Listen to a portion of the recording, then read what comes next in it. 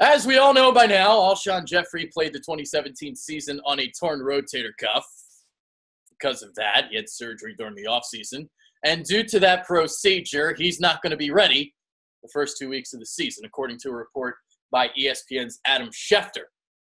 So what does that mean now? What are the Eagles going to do? Well, what I think is going to happen, I think we're going to see a lot of the 2 to 3 tight end sets the first month of the season, at least until Jeffery comes back. So to kind of mask some of the problems at wide receiver that are going to arise now, because if without Alshon Jeffery in tow, see, that's the thing about last year is people will look at Jeffery's numbers and they look at that, whatever. But Jeffery was the number one target, and he was occupying the opposing team's number one corner each and every week. And because he was the one drawing the attention, a lot of the other guys were benefiting from Alshon Jeffery's presence out on the field, guys like Ertz and Aguilar and all that. So I'm curious to see if the Eagles are still going to be able to move the ball consistently without his presence in the lineup. I do think that they can if they use their tight ends. Again, like if you have Goddard and Zach Ertz on the field at the same time, I mean, Zach Ertz is – you could basically have him be as your top target, and it's okay. It's fine. And you can run the ball because you still have that great offensive line. As long as the offensive line gets back to being the beast that it is, your defense looks really good at the moment. You know, everyone's freaking about the offense and all that, but nobody's talking about the defensive performance we just saw in Cleveland.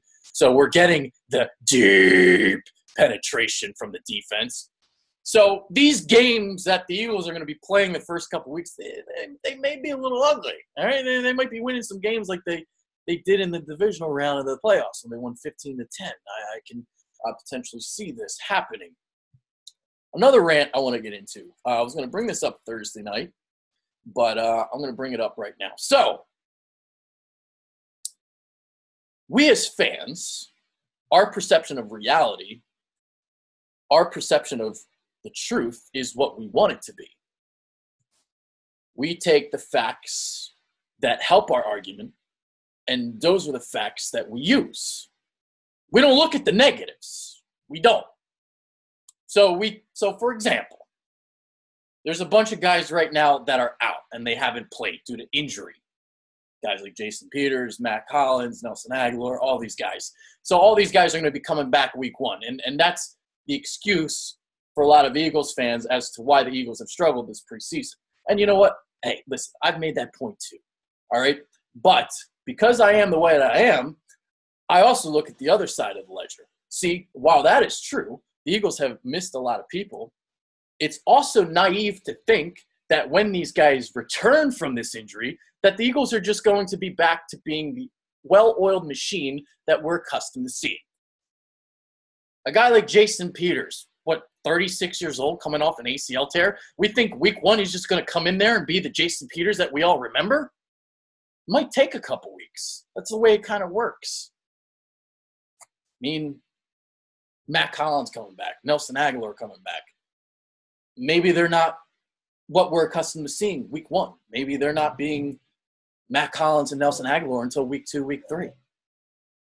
Carson Wentz coming back from his injury.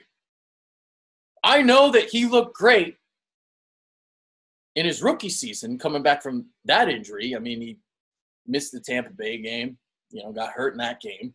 Didn't play the rest of the preseason, looked great in week 1. But this is a different animal because Carson Wentz hasn't taken a hit since that Rams game. And it's a different narrative. It's a different situation here. So it might take him a couple games to get reacclimated. This first month of the season might be a little frustrating. I still think that they go 3-1 because the schedule isn't that difficult. But if they don't look good, do not get worried because they will look good over time.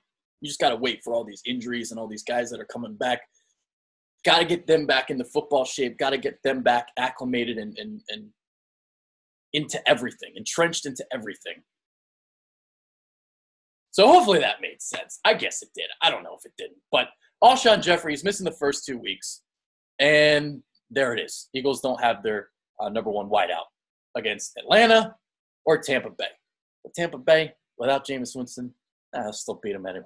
All right, I'm Adrian Fedkiw. I'm out. See ya.